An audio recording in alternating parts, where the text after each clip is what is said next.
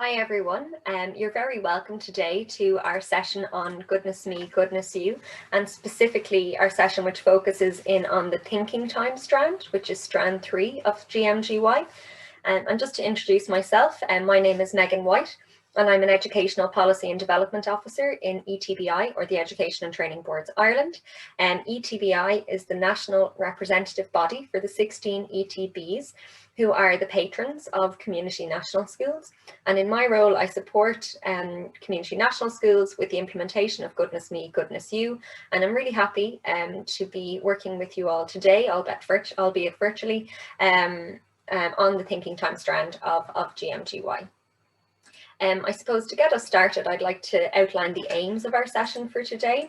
So the first thing I'd like to say is throughout the session, I hope that you'll be able to, by the end of it, I should say, describe the aims and pedagogies underpinning the thinking time strand of GMGY. And just a note on the pedagogies underpinning the thinking time strand of GMGY, I think it's important that I say from the outset that we'll be focusing today on one specific pedagogy, and being P4C, or philosophy for children. But there are a wide variety of pedagogies that you can use when you're teaching the thinking time strand. So I suppose I just want to say from the outset that that isn't the only way to approach thinking time, and I will actually be making additional suggestions to your GM2I coordinators and to you through a short, I suppose, planning video, which I'll follow up this session with, and in it I'll explore how you might unpack a series of learning outcomes from this strand at each stage of the curriculum, using alternative pedagogies and methodologies other than P4C. Okay, but I just think from the outset it's good to go through the P4C because it incorporates a lot of different suggestions and approaches and activities that you might draw on individually without even including them within a big, I suppose, P4C session. So it's a good one to get started on in that it's kind of all encompassing, but just to say that there are other pedagogies and approaches, and you don't always have to do a full P4C session for this strand. I suppose, and on that note, I think it's important to say that, over the course of this session, I hope that by the end, you'll be able to outline the 10 steps of a P4C or a philosophy for children lesson. I'll actually model a whole session for you, and hopefully by going through each of those steps quite carefully, you'll get a sense of the flow of a P4C session and what it might look like. Just to say as well, this is just an introduction to P4C, and you gain the most experience in terms of how to facilitate a P4C session from actually giving it a go, and I suppose learning along with the children around how to engage in philosophical dialogue. But just to say as well that I will follow up this session with an accompanying support material on thinking time, which you might read, I suppose, to reinforce some of the key points I touch on today. So just to recap on GMGY and to remind us what exactly it is, I suppose GMGY is the Patrons Curriculum for Community National Schools. It was written by the National Council for Curriculum and Assessment and launched in 2018 in the Department of Education and Skills, now just the Department of Education. As a Patrons Curriculum, it's the curricular expression of the characteristic, spirit and core values of community national schools. And I suppose the ETBs are the patrons of community national schools, and there are 16 ETBs nationally. Only 8 of these ETBs at the moment have community national schools, but we're hoping to see growth across the other 8 ETBs into the future. And I suppose ETB schools are, the ethos of ETB schools is described in the following way. I suppose we say that ETB schools are state schools, co-educational schools and multi-denominational schools underpinned by the 5 core values of excellence in education, care, equality, community and respect. And because ETBs as patrons of community national schools have a broader understanding of what it means to be a multi-denominational school, that being that it's more than kind of focusing in on the religious or belief identity of the child, the patrons curriculum for community national schools, they're the ETB primary schools, it's not just a religious education curriculum, for example. It's actually described as a multi-belief and values education curriculum, which tries to, I suppose, support the development of the whole child and all aspects of their identity, and to foster a broader sense of belonging, which reaches beyond that, kind of beyond religious lines. Okay, so GMGY is a multi-belief and values education curriculum. And because it's broader, you know, that's why we're able to have these 4 strands. You know, we don't just have a beliefs and religion strand. We have, you know, as you know, strand 1, my stories, which takes an inclusive approach to identity education, which an approach which can also be taken across all the other strands as well. You have the We Are Community National School strand, you know, which takes a values-led approach to education. You have strand 3, which is thinking time, and the strand we're looking at today, and that takes a philosophical approach to education. And then, of course, you have beliefs and religions, which takes, a multi-denominational approach to religious education. So hopefully that just gives you, I suppose, a quick recap on GMGY and the strands. But with that out of the way, I think it's important that we jump straight in now with the thinking time strand. And I suppose the aim is always a good place to start. So we'll start by looking at that.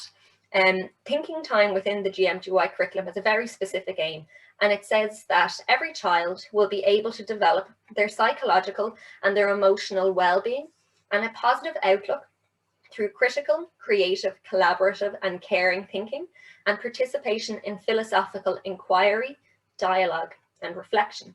I suppose 2 key elements that I'd like to point out at this point, and which I will, I suppose, reiterate throughout the presentation, are these 2 elements in bold here: well-being and thinking. Because thinking time is called thinking time, people often just think that it's just around that whole critical thinking piece, but actually it's much broader than that. On the line of thinking, I suppose it's not just about critical thinking, but creative, collaborative and caring thinking. Again, these are points that I'll emphasize throughout the session. But also, in addition to thinking time also fosters or aims to foster a sense of well-being in children. And that's reflected in the elements and the outcomes, and something that's really important to bear in mind, along with the relationship between well-being and thinking, which I'll emphasize as we go through the session. So hopefully you have a little bit of a sense of, you know, what thinking time is about, and you'll gain a better understanding of that aim as you engage with the curriculum and the rest of this presentation. What I'm going to do now is, I suppose, to provide you with a little bit of an introduction again to thinking time. I have a video prepared which I liaised with Dr. Jones-Irwin from Dublin City University on, and I suppose Dr. Jones-Irwin would have been very much involved in the development of this strand alongside the NCCA. And I suppose he has a very good perspective on the thinking time strand and is a great supporter of thinking time. So I asked him to prepare this video for Community National School teachers to give them a more well-rounded idea of what thinking time is about, and also so you're, I suppose, hearing a few different voices throughout the presentation. So I'm just going to get that video ready now, and we might just take time to look at that.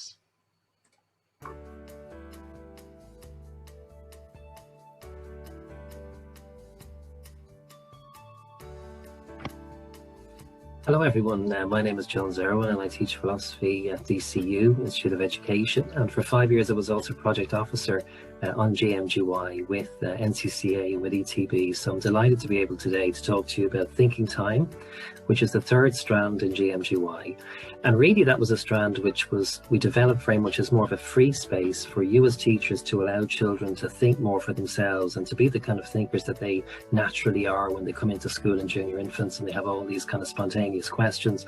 So we really wanted to have a space there which allowed for those questions to emerge and for you as a teacher to facilitate that development right the way across the schooling in primary. And so the first element of the thinking time strand, which is thinking and asking questions, is really very much about allowing those emergent questions to come through and documenting them and taking care to allow children to discuss those questions together.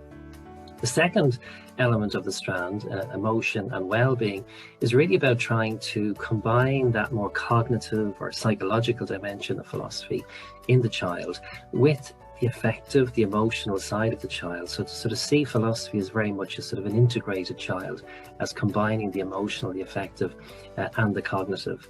And the third one, which is the big questions and which is done at more senior classes, is really allowing children, and we found this with the trialing to be very successful, to ask the big questions and to even look at texts, to look at, for example, Plato's Allegory of the Cave, which in 6th class children were amazing at being able to discuss and talk about. So we shouldn't underestimate how capable children are in terms of the way they think. And this strand is really allowing children to achieve that ability that they have naturally, and that we often don't facilitate in school. So this is the first time we've ever had philosophy as a strand in a national curriculum like GMGY, and it's a state multi-denominational school, as we know, for the first time. So there are a lot of firsts with GMGY and with the CNS, but this is very much one of them. And I would very much encourage you to sort of see thinking time as a very positive space for you as a teacher to develop the children's own ideas, but also to bring in your own ideas and to be risk-taking in terms of bringing in new and creative ideas. So to finalize this, then we might say that thinking time, the real aims of thinking time are to develop the psychological well-being of the child, and also the emotional well-being of the child. But what we're also trying to do, and I think this is where it kind of connects across to the other strands that you'll be developing and that you'll be teaching, there's a really cross-curricular element to thinking time as well. And that is that we're allowing children to discuss issues, to agree, but also sometimes to disagree, but we're also modeling for children to agree or disagree with respect. So that sort of respectful dialogue and discussion. We know in the political climate we have at the moment, it's very fractious, very antagonistic. This is a chance for us to really develop a more respectful dialogue in children, and to kind of see that as really crucial in a school context, and to see thinking time as connecting up with the other strands there. So what an exciting time to be a CNS teacher. What an exciting time to be doing thinking time in classrooms. And I would encourage you to do this and to be creative with this, because I think it's really important work in the school, and I think it's also really important work in our society for creating a more harmonious Irish society, and being able to agree and to disagree more respectfully. So the very best of luck.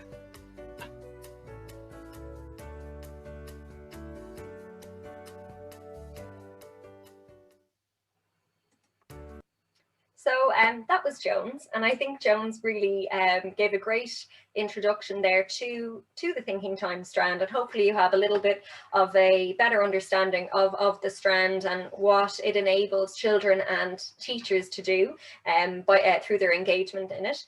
I suppose what I'm going to do now is to try and reinforce and put a bit more, I suppose, visual shape, we'll say, on some of Jones' key points, to highlight some of the key areas in the thinking time strand, which you might bear in mind when you're, I suppose, preparing lessons and engaging children in teaching and learning. So I suppose the first thing to say is that, thinking time is about developing children's thinking skills. That might be helping them, for example, to generate an opinion or an idea. It might be helping them to organize their thoughts and to put a bit of shape on it. Or even, connecting their ideas, and not just connecting their ideas with those of others, but connecting to ideas which they might have themselves. But I suppose in addition to that, and as a point Jones just made and a point I made earlier, is that thinking time isn't just about thinking, it's about developing children's emotional skills as well. I suppose those skills might be, I suppose, at a fundamental level, revolve around, their identification and expression of feelings, but also an awareness of the feelings of others, as well as maybe self-control and regulation. I think it's really important to see both sides of, or these two sets of skills, that can and should be developed through the thinking time strand side by side. Because the reality is that, through the strand, children will be engaging in philosophical dialogue and inquiry, and they need to draw on both their thinking skills and their emotional skills to engage in effective dialogue. Because it's one thing to have an idea and to say it, but if you're not aware of, how another person might feel or respond to your statement, or maybe the way you say it, then that dialogue isn't going to be effective, I suppose. And to come back to that point that Jones made around, you know, respectful dialogue, respectful agreeing and respectful disagreeing, you know, you need to have thinking and emotional skills there to ensure that, I suppose, that respect is maintained. I suppose another point just to mention, and another set of skills which are really important to foster through thinking time, are children's deliberative skills, which might include, for example, careful consideration of their thoughts. For example, not just saying the first thing that comes to the tip of their tongue, the tip of their mind. I suppose another skill there would be flexibility of thought, or to be able to take a bit of perspective. For example, to recognize that their ideas might evolve and change from the beginning of an inquiry to the end, and for them to be comfortable enough to recognize that changes in their thinking don't signal that they were wrong in the first instance, but rather that they've grown in their thought, and that they've taken on board the perspectives of others, and that that's okay, and actually that's what we want to see. And then I suppose, as well as that, you know, deliberative skills might involve, you know, opportunities for children to self-reflect on their own thoughts, their own ideas and perspectives. Perhaps, for example, why or what happened to realize a change in their perspective. Maybe it was something that one of their peers said, maybe it was something that they experienced at home, and or maybe in the community, which enabled them to reflect on a statement they made the previous day in school, and that changed their perspective somewhat, or adapted it even slightly. So I suppose primarily you're looking at thinking skills and emotional skills, but there's also deliberative skills there, which will emerge as children, you know, engage their thinking and their emotional skills. So in that sense, I think it's really important to emphasize, and I think you'll have a strong sense of this now, that, you know, the thinking time strand is about, yes, the cognitive development of the child, but it's also about their affective development. And in that sense, it brings together, you know, critical thinking and well-being. Okay. And importantly, you know, all of these skills will have an impact on children's engagement, not only in the other three strands of GMGY, but across the national curriculum too. Okay, so with that in mind, I'll just outline the elements of GMGY. So in GMGY, elements are areas of learning which contain the learning outcomes, okay? And in GMGY, in the thinking time strand, you have three elements. The first of those is thinking and asking questions. The second is emotions and well-being, and the third is the big questions. Now, I know in his video, Joan says that thinking and asking questions is kind of more towards the junior end, and the big questions is more towards the senior end, but actually all three carry across each of the four stages of GMGY. So it's important that children from junior infants all the way up to 6th class are engaging and re-engaging in each of these three elements. Okay, and I suppose also important to say that, you know, when you're facilitating a P4C session, you may be drawing on learning outcomes from each of these three elements. And finally, before I move on, I'd like to say that I'll be providing, as I mentioned previously, your GMGY coordinator with a supplementary video on planning for GMGY, in which I'll show you specifically how to work with the elements and the learning outcomes contained in them when you're preparing for teaching and learning. But for this session, I'll just be focusing primarily on the pedagogies now, namely P4C, or philosophy for children, and how you might approach that within GMGY, or within your thinking time strand. So you might ask then, we've kind of given a little bit of an overview of the aim of thinking time and the different parts of that aim, but just to kind of summarize, you know, what is thinking time? I suppose thinking time strives for the development of critical understanding in children through philosophical dialogue. So dialogue is really central within the context of this strand, I suppose. And in terms of pedagogies and approaches, one of the key ones or two key pedagogies and strategies are, you know, philosophy with children and philosophy for children. So this strand is a philosophy approach to primary education, which provides child-led philosophy with children and teacher-led philosophy for children pedagogies. So just to say that when you're getting started, you know, you'll often use the philosophy for children pedagogies because they're far more teacher-led.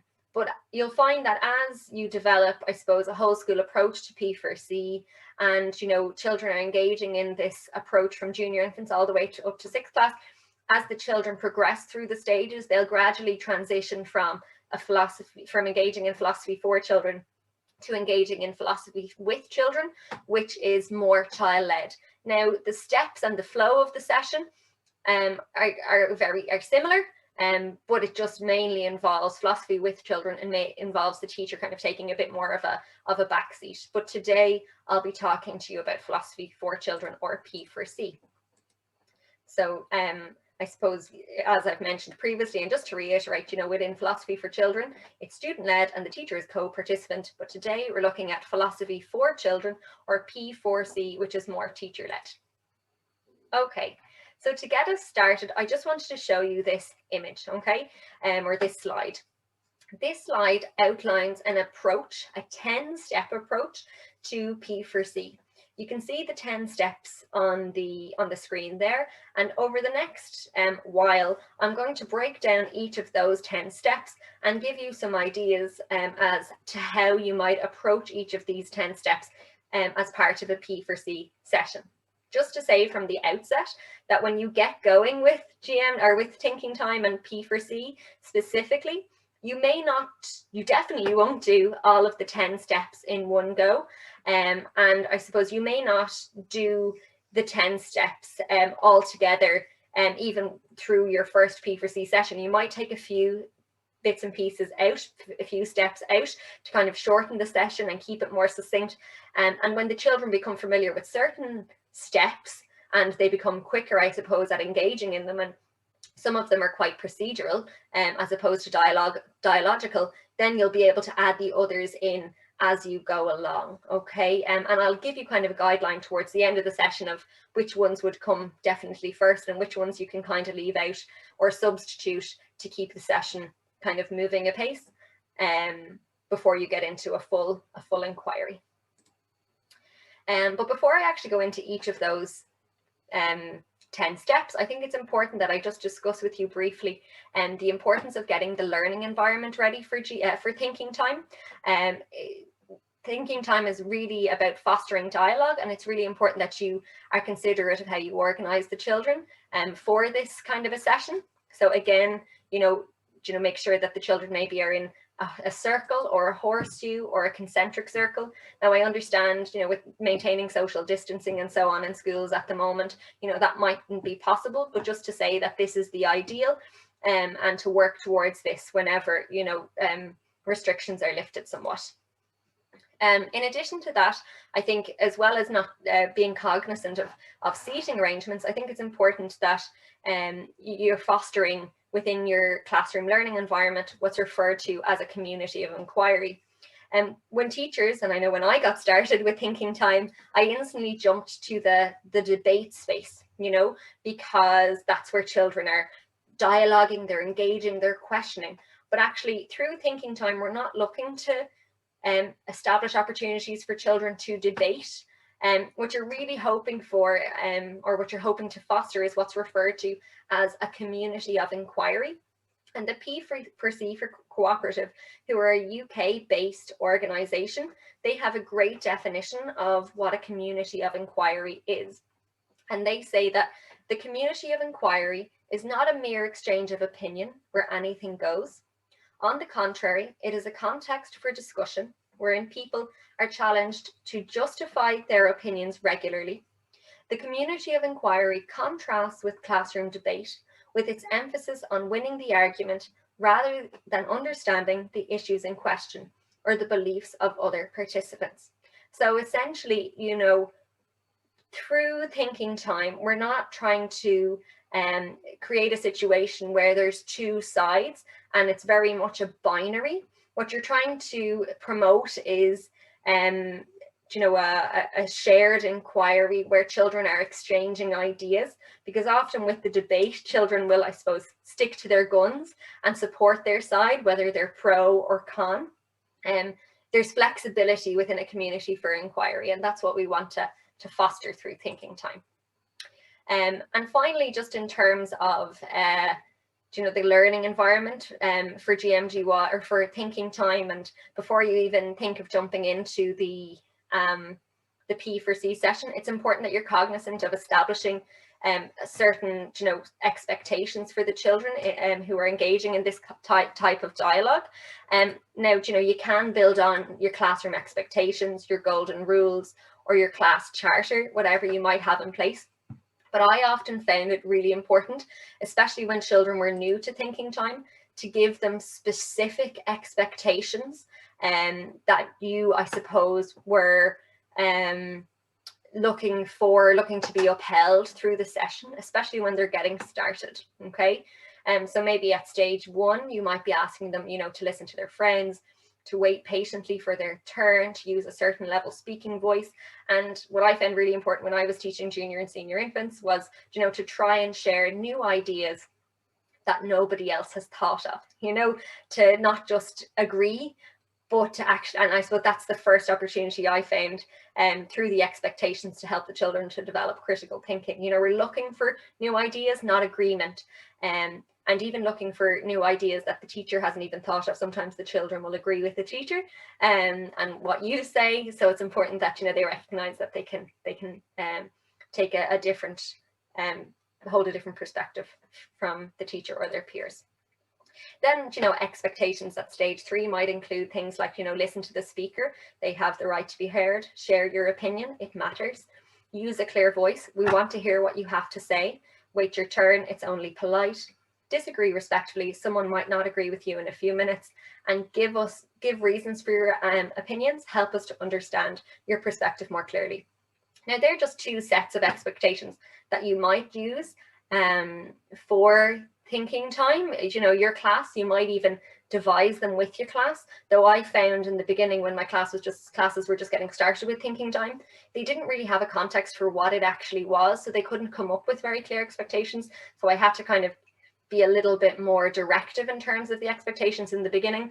But you'll find that as thinking time becomes a little bit more embedded in the school and the children become more familiar around what it's like to experience philosophical inquiry, they'll develop their own sense of what they want to experience in that session and what they expect from themselves and others as a result of that. Okay. And finally, the last thing to say, and I know this was somewhat mentioned through the aim, but, you know, through thinking time, you want to foster critical thinking, but not just critical thinking, but caring, creative, and collaborative thinking. And P4C isn't just called P4C because it refers to philosophy for children, as in FOR. It also refers, that number 4 also refers to what's called the 4 thinking C's, or the 4 different categories of thinking. Caring thinking, collaborative thinking, creative thinking, and critical thinking, which provide you with, I suppose, different sets of skills that the children might develop through their engagement in philosophical inquiry. Sometimes you might model those skills. Sometimes you might recognize a child demonstrating those skills, and you might point it out. And, you know, as these skills emerge and develop, or as you model them, depending on the needs of the class, you might even add a wall in your classroom dedicated to each of the 4 thinking C's, so that children can draw on and reflect on those throughout their P4C sessions and recognize and acknowledge the skills that they're building up through philosophical inquiry. So you can see a sample of them there, and I'll also provide your GMGY coordinator with a similar chart that you can use. Okay, so with all those kind of environmental and learning environment pieces out of the way, I think it's time to move on now to the actual 10-step approach. So as I've showed you previously, there are 10 steps to the P4C session. This is them there, and I'm going to now go through each of them in turn, starting with the warm-up. The first thing I would say is that if you do nothing else, do a warm-up, especially in the beginning, because first of all, it's really nice, and it promotes a sense of community, and it helps engage children's critical thinking skills in a really fun and active manner. It doesn't always have to involve dialogue or discussion. It can be quite physical in some ways, and it's just a nice, it's a nice activity it's a nice even start to your day, or to use it as a transition is really, really nice. So one warm-up game you might use in infants might be a would you rather game. So when you're starting off your P4C session, you might ask the children, and sharing these images simultaneously, you might ask them, would you rather be an old man? Would you rather be a lion? Would you rather be a cat? Or would you rather be a whale? And I always love to add a little bit of, I suppose, drama into this as well. So I'd say to the children, oh, if you'd rather be an old man, hold your cane and, you know, and bend over. It's stereotypical, but they loved it. And if you'd rather be a lion, you know, let me see your claws. If you'd rather be a cat, show me your kitty cat ears. And if you'd rather be a whale, you know, let's see you swimming in the sea. And so I'd count down 3, 2, 1, and the children would perform those actions. And that were like with children and junior infants, that was a great opportunity to help them to start expressing their opinions. And if you wanted to, you could draw on, you know, why would you like to be a lion? Why would you like to be an old man? Why would you like to be a cat? Why would you like to be a whale? To, I suppose, start engaging the children in dialogue, and maybe differentiating for those children who are a bit more articulate at that stage, but still everybody's able to participate, because it's the expression of their opinion is based on the physical action. Okay, and of course you can alternate those images, and you would get quite a long time out of that kind of an activity with infants. Another warm-up game, maybe one that you might use at stage 2, is referred to as the philosopher's fruit salad. So basically what happens is kind of like the PE game, where you might call out apples and the apples swap, or you might call out oranges and the oranges swap. How a philosopher's fruit salad works is you sit the children in a circle, and you might call out a statement. For example, cats are better than dogs. And if the children agree with the statement, they swap. Or maybe if the children disagree with the statement, they swap. And I suppose it keeps the children, gives the opportunity again to the children to express their opinion through, I suppose, a physical action. But it also enables you to draw on, if you'd like, the opinions of the children, to ask them, why do you think that, and so on. You might choose not to do that. You might just keep it at the movement kind of stage, just to keep the activity moving, because when you start asking why, it can, I suppose, take a lot of time. And that's fine if this is your sole activity, but if you're doing a P4C lesson, you might want to keep the ball rolling.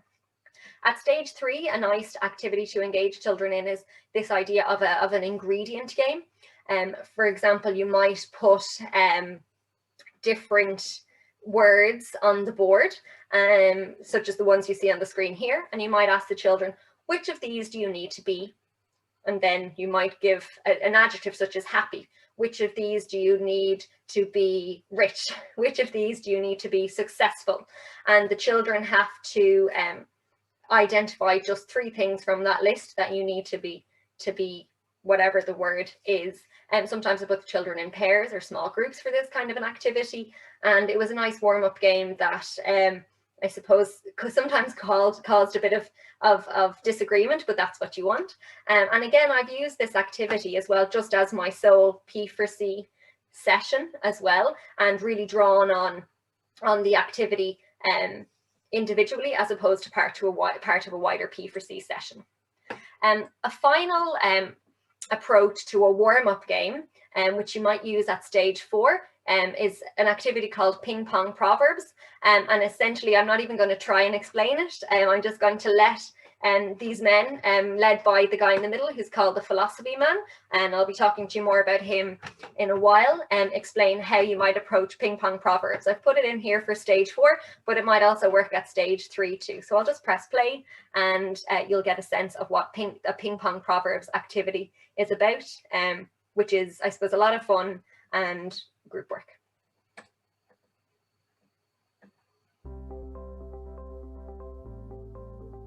Ping pong proverbs is a great activity if you've got some speakers that dominate and you want to spread things out a bit more.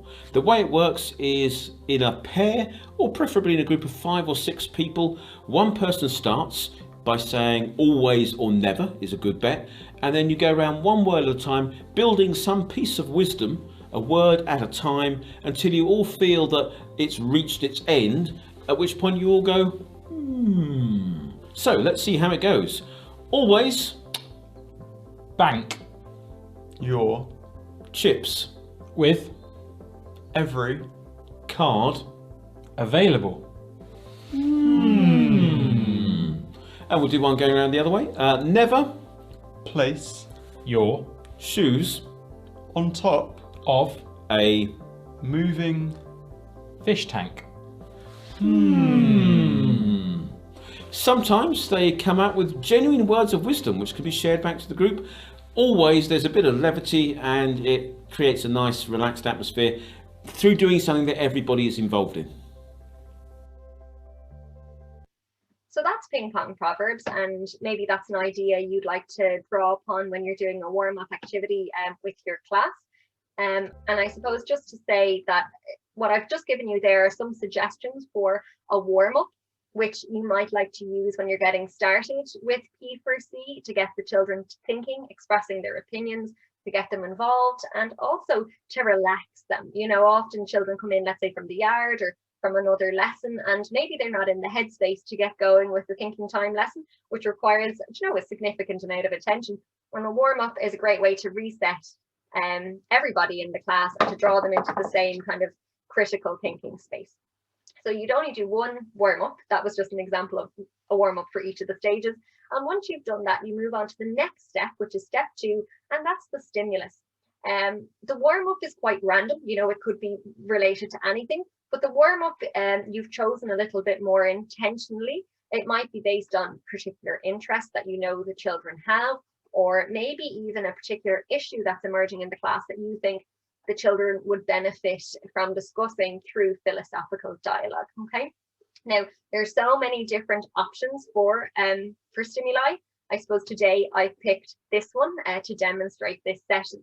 So what for the purposes of this demonstration, I should say, now you might take, but generally what I do is I place that image up on the interactive whiteboard, or maybe I'd have it printed out and up on the wall. I don't know, you know, just to pique the children's interest earlier in the day. They might see it and go, oh, what's that about? And they might start reflecting on it just throughout the day, as opposed to just throwing it up there and, you know, launching straight into the thinking time P4C session. So I'd share it, and what I'd give the children then is literal thinking time, and I'd give them the opportunity to individually or to privately reflect on that image or that stimulus. Okay, and I'd ask them, what big ideas come to your mind when you see that image? Okay, now some children might say the environment, they might say the ocean, they might say family, they might say community. I'll just go back to it so you can see it again.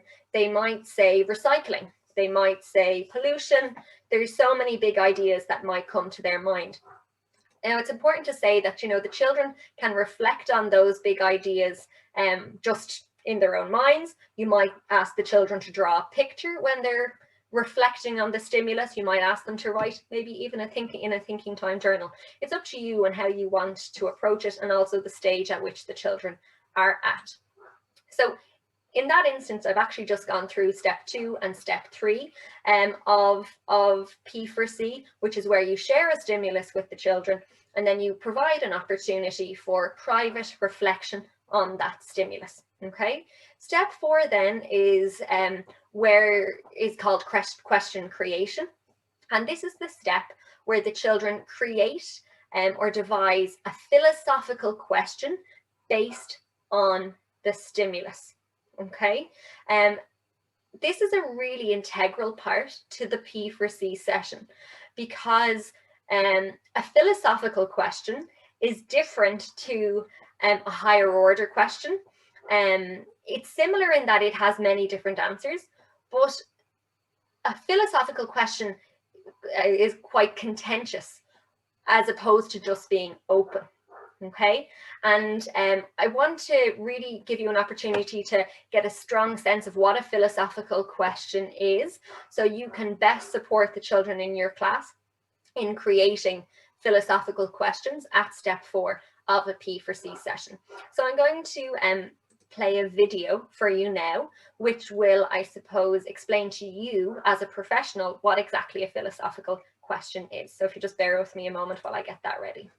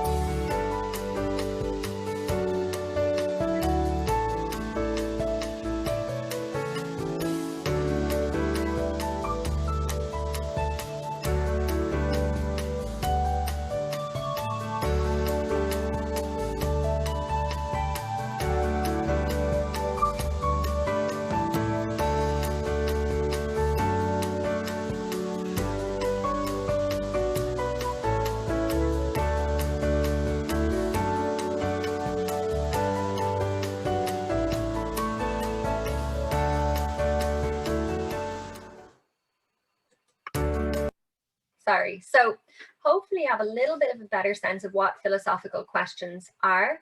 Essentially, philosophical questions are what we call the big questions, and they're questions that are often abstract and have significant meaning in our life and give rise to dialogue and discussion. Often when teachers are, or when children, I should say, are first learning to ask philosophical questions, they often ask the wrong type of questions, and they quickly discover that the question they asked wasn't philosophical because their dialogue might not be that interesting, or it comes to a close very, very quickly. And an easy technique that I like to use specifically with teachers, but also with older classes, to explain what a philosophical question is the question quadrant. So it starts off like this.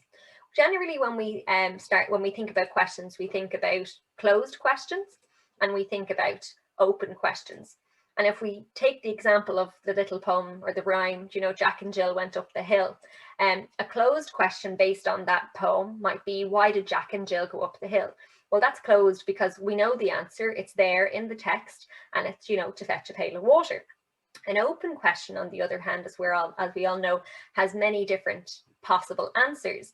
For example, how did Jill feel when Jack fell down? Well, there's many possible answers. You know, maybe she was happy because he annoyed her that morning at breakfast, or maybe she was sad because she didn't want to see her brother hurt. Okay, so when children start asking philosophical questions, they often jump into that kind of open category because they know from their experience of stories and poems and general classroom discussions that they're the types of questions that that a number of children can answer, we'll say, as opposed to one, each giving their own kind of spin on or take on the question.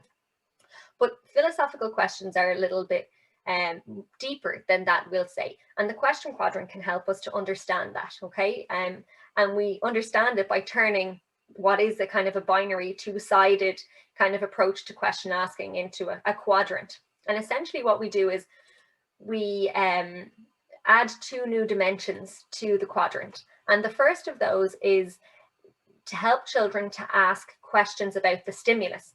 And we've done that already by asking a closed question about the stimulus, which was, why did Jack and Jill go up the hill? And we also asked an open question about the stimulus, which was, how did Jill feel when Jack fell down?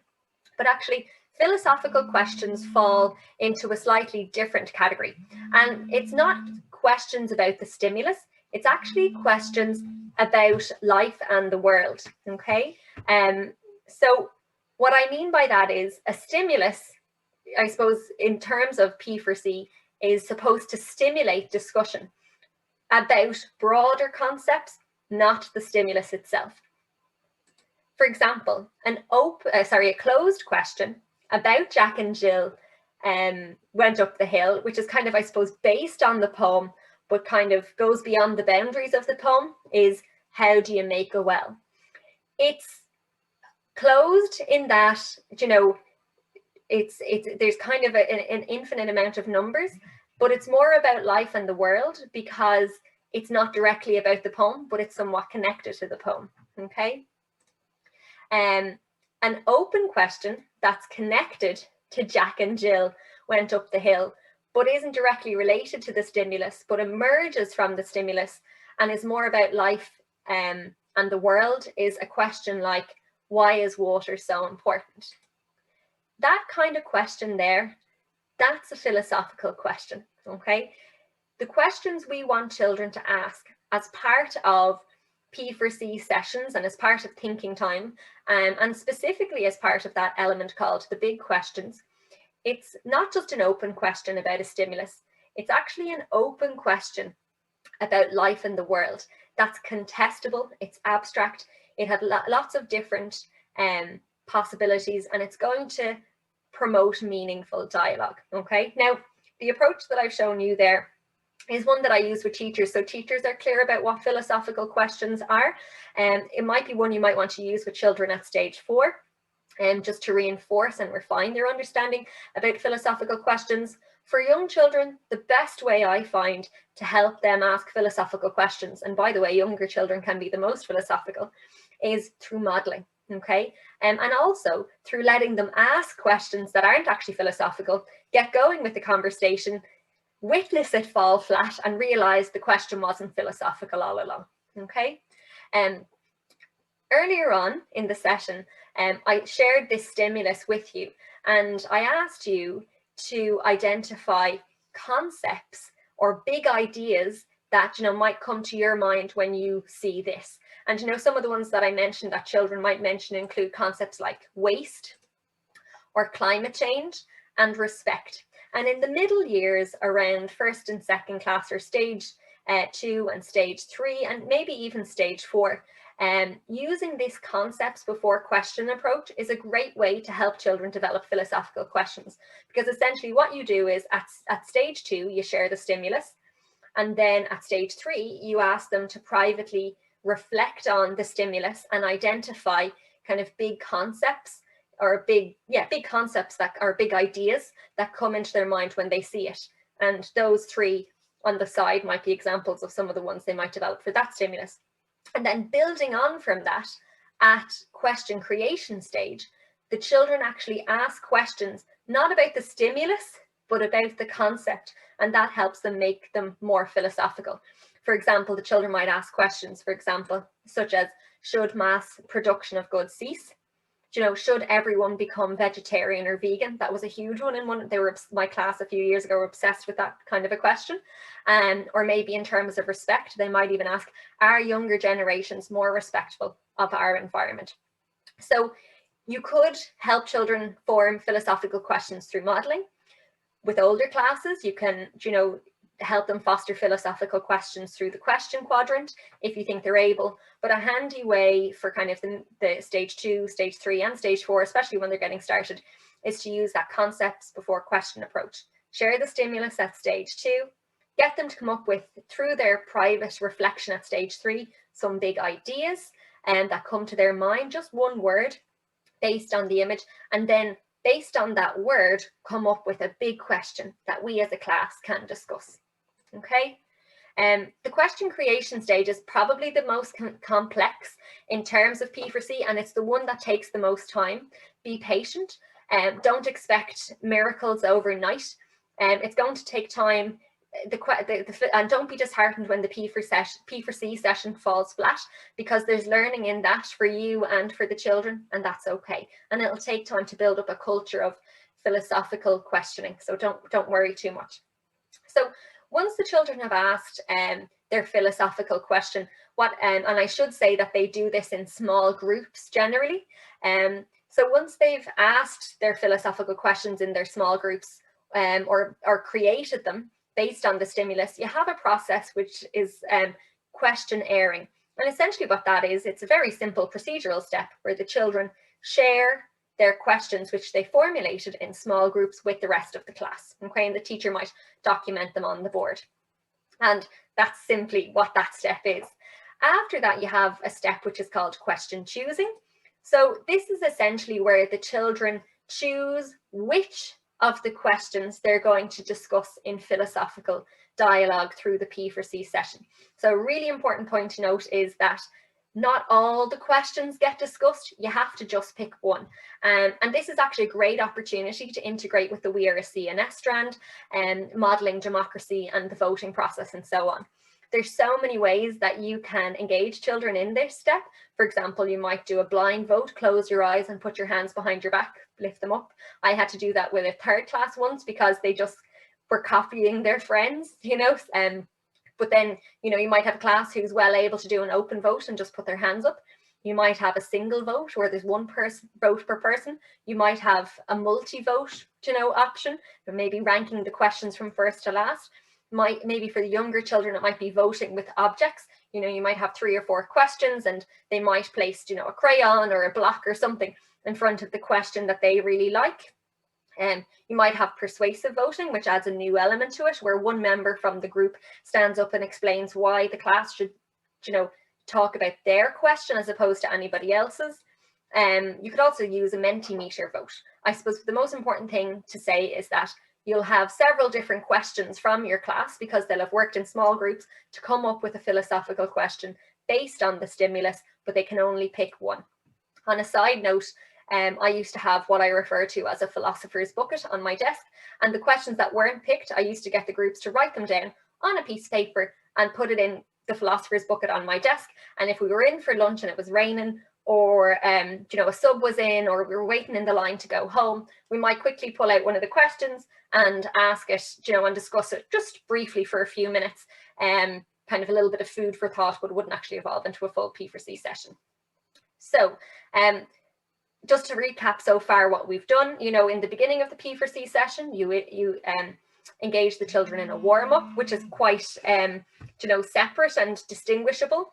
Then you engage the children with a stimulus, and for the stimulus, you share, it could be a photograph, it could be a story, it could be an object, it could be a poem, it could be a song that really is thought-provoking and provides the children with an opportunity to reflect.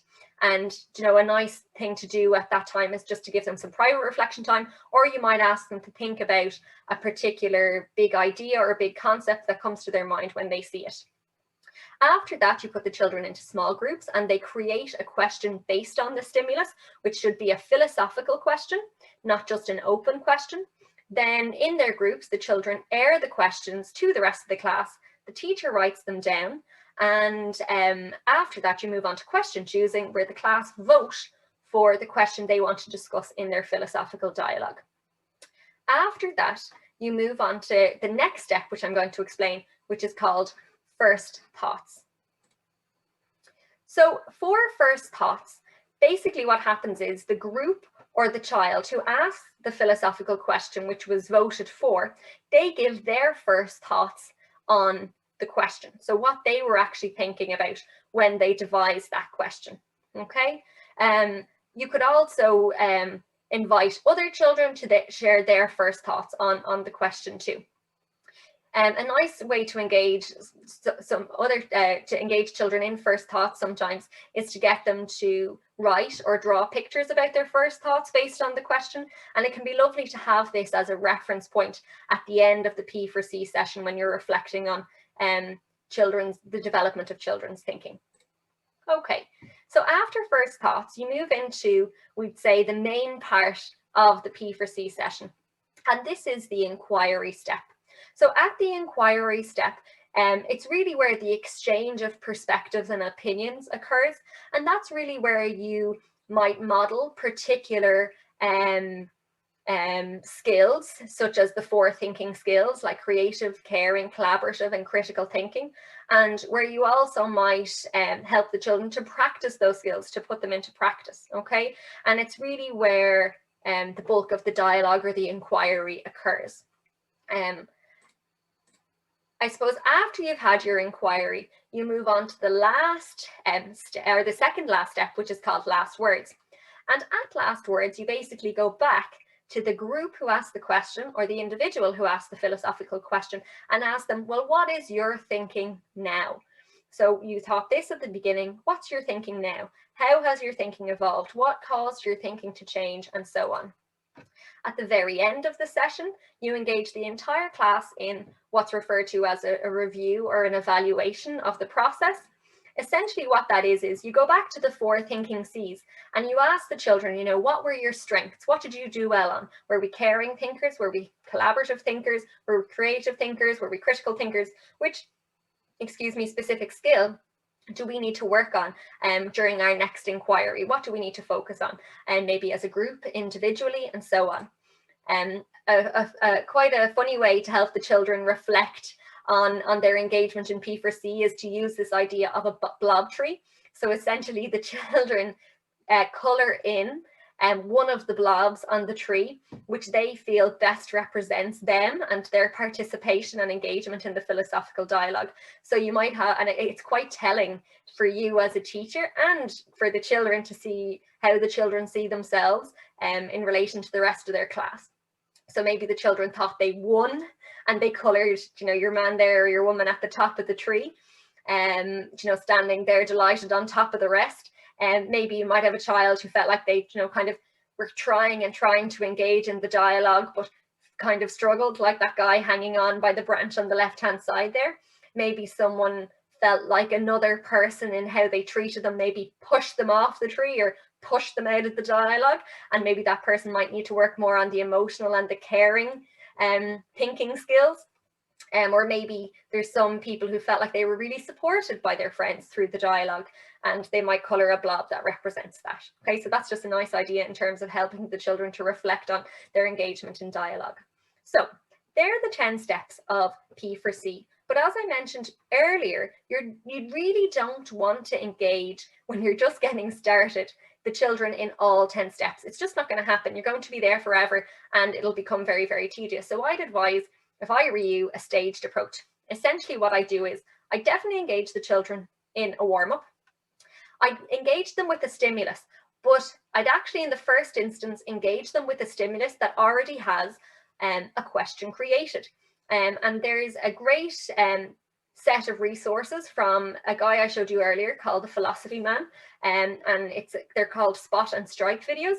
And they're basically 2 guys that come up in the video and they, for 1 or 2 minutes, discuss from either side or from 2 different perspectives a particular philosophical question. And the question is already created and they model the philosophical thinking for the children. If I were getting started, I'd use those videos so the children A, see what a philosophical question looks like, B, how philosophical inquiry should work, and C, so you don't have to spend an enormous amount of time explaining or modeling philosophical questioning to ensure that your sessions are effective. So it helps you build a bit of momentum. So after you've shared a stimulus with the question created, you can skip the next few steps. So question creation, questionnaire and question choosing, and jump straight to the private reflections. And after the children have had chance for their private reflections, you jump into first thoughts, then the inquiry, then last words, and then review and evaluation. Okay, so you know, if you're getting started in the infants, you might just do a warm-up and that's it, you know, and with the older classes you might push on a little bit more. And once you feel like your class are kind of set with these steps, then you come back and you actually take out the stimulus with the question created and you add in an open-ended stimulus, kind of like the one I showed you earlier with the picture.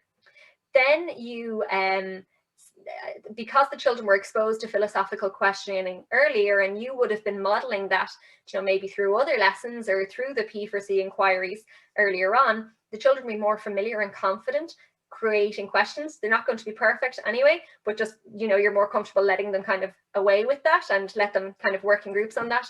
Then you add your question airing because they will have created the question and they'll have to share it. Then do a bit of question choosing. And then you have, I suppose, all of the steps of the P4C session embedded, but that takes time. It takes practice. It's not going to happen overnight. It's not going to be perfect, and that's okay. Okay, just to say that these are the types of videos that I was referring to earlier in terms of a stimulus with the question already created, and I will send links to your GMGY coordinator for those. So hopefully we've achieved some of our aims from our session. Hopefully you understand the aim of thinking time, which is to support children's thinking and well-being, and hopefully you understand the connection between those two aspects of the aim. And hopefully as well you have an understanding of some of the pedagogies underpinning thinking time, specifically P4C or philosophy for children. And I'll just remind you again that that's not the only pedagogy you draw on for P4C. There are others, and you'll build up that bank of kind of your thinking time tool belt over time. And hopefully, most importantly, I think you have a good understanding of and are able to loosely outline the 10 steps of a P4C session. These are some resources that you might like to draw on, which I will share with your GMGY coordinator. But if I were to recommend one resource that is your one-stop shop for getting started with P4C, it is the Philosophy Man. He has all the warm-up games that I used, and they're from him. He has a YouTube channel, he has a website, and they are great for teachers and children getting started with P4C, philosophy for children, specifically in relation to the thinking time strand. I'd like to thank you for your participation and cooperation today. I wish you all the best with getting started with thinking time, and be on the lookout for the support materials that I will forward to your GMGY coordinators, which you might use to support teaching and learning of this strand in your classroom. Thanks very much.